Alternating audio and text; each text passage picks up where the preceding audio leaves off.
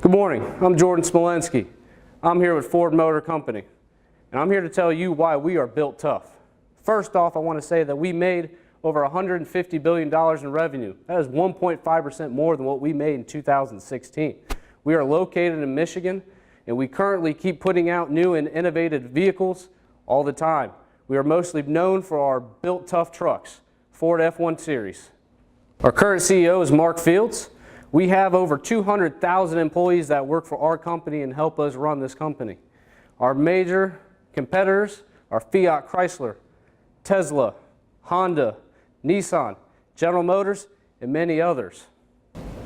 Ford has a goal and a vision. We are a one Ford plan. We have one team, we have one plan, and we have one goal.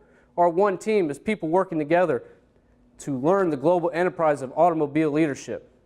Our one plan is to accelerate the technology of all of our vehicles and to finance a Ford plan that will improve our balance sheet. And our one goal is to create an exciting Ford vehicle delivering profitable growth for all of us. Here at Ford, we have a traditional corporate hierarchy in our organizational structure. We have our CEO, Mark Fields, we have the executive vice presidents, and then we have our middle managers at the bottom to control all the other smaller lead employees. One of the advantages to our organizational structure is that we have global direction and control in all companies across the world, because we are actually located in 62 different countries. We also have the large regional geographic divisions that have the advantage of easily implementing and integrated policies and strategies through the Ford industry organization. Some disadvantage, however, we have large regional divisions, which therefore mean that we cannot focus on a certain market or profit margin. Another disadvantage is that we have a risk of disregarding the significant unique conditions of other countries and other market orientation places that we are trying to implement our strategy and plan at. So now we're going to go into our Ford SWOT analysis of 2017. Our strengths: Ford's F-Series pickup truck line is our strength. We have a brand reputation combined with the second most loyal customer base. We have a strong position in China's automobile market. We are geographically diverse revenue streams, research and developed spending combined with a clear future strategy. Ford has produced the best-selling pickup truck in the U.S. market for the last 40 years in a row. Our F1 Series, we've sold over 820,000 trucks in 2016, and it's been a 2-year increase of 8.9%, which is way more than the Chevy Silverado, the Ram pickup truck, the GMC Sierra, and the Toyota Tacoma. Our brand reputation combined with the second most loyal customer base. According to Forbes, Ford is the 33rd and 35th most valuable recognized brand in the world. And in 2016, Ford was the second most loyal customer base in the U.S. vehicle market. Ford's geographically diverse revenue streams are actually spread out throughout the world. The United States actually having the revenue of 61.6%, which is a little bit more than half, as Germany holds 4.8%, United Kingdom holds 6.6%, and actually 20.4% is actually scattered throughout other countries. Our sales are actually greater in other countries than they actually are for the General Motors sales, as General Motors has 71.1% of their revenue being in the United States and only 15% in other countries.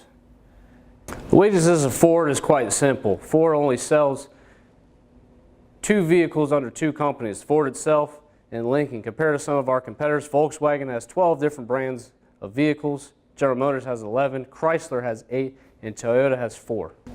Now on to the opportunities.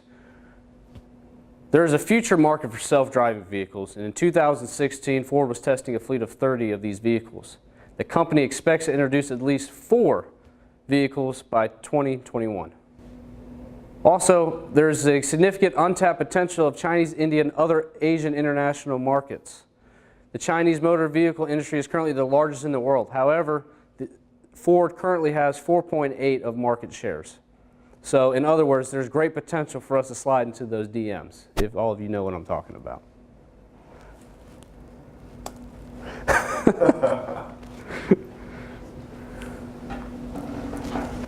Thirdly, improving the U.S. economic conditions. The U.S. is currently starting to rise stock in the automobile industry once again. Ford Company is 4.8% of the market share, and as above Toyota, Chrysler, Nissan, and other companies, the only one that stands in front of us is General Motors at 17.3%. But Ford's stock is increasing every single year. Timing and frequency of new model releases. That's our fourth opportunity. The market shares of automobile companies is significantly impacted by the timing and frequency of new model releases. Usually new models have tended to have a major upgrade every 4 to 5 years.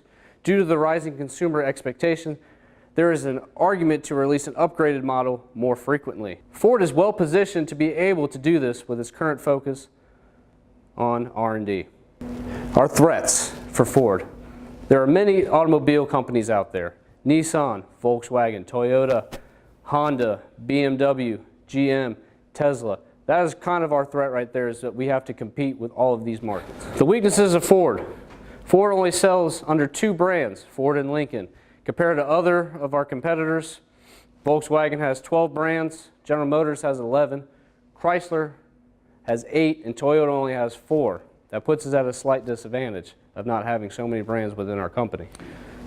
Our second of the threats is increasing government regulations. With the new president and new laws being passed, it's going to be very difficult to get past that barrier of going overseas to sell our vehicles. Our third threat is potential economic and political violations into the international market. Ford generates 38.4% of its total revenue from outside of the United States, making it a little more difficult with all these new rules and regulations, having us have to come into another company and try and get our revenue. Our fourth threat, the rising U.S. dollar exchange that could negatively affect the company's revenue and profits.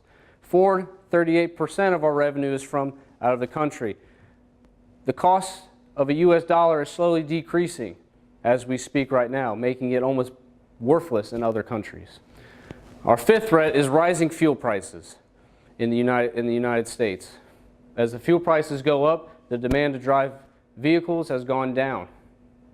And here is our stock history from 2006 to 2017. As you can see on the graph, we had a slight dip all the way down into 2009 when the automobile industry had crashed. Most notably known that we were the only U.S. automobile company that did not need to get bailed out by our government. In 2010 all the way to 2011 was our highest stock, as we continued to increase and made a slight dip in 2013, and we've been on the rise and kind of steady the entire way. But as of right now, 2017, we are currently going down. But believe me, we are Ford built tough, and we will rise to the occasion. Ford business strategy recommendation. We recommend that Ford consider a joint venture strategy with another firm, specializing in technology and innovation to help innovate our vehicles. Stock and investment recommendations. Considering the data, we recommend that shareholders and potential investors in Ford stock hold. Over a saturation of Ford stock and market prevents a drastic gains or losses. Competition is becoming more of a threat in domestic market share. Been experiencing a steady market share decline for the past 4 years. We suggest that picking one product line and using the market to push that industry into leadership. Traditionally, Ford has a market in other countries. Honestly, we think we should focus more on the U.S. market.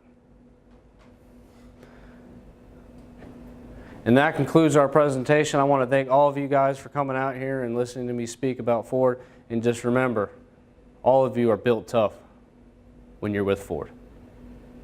Thank you.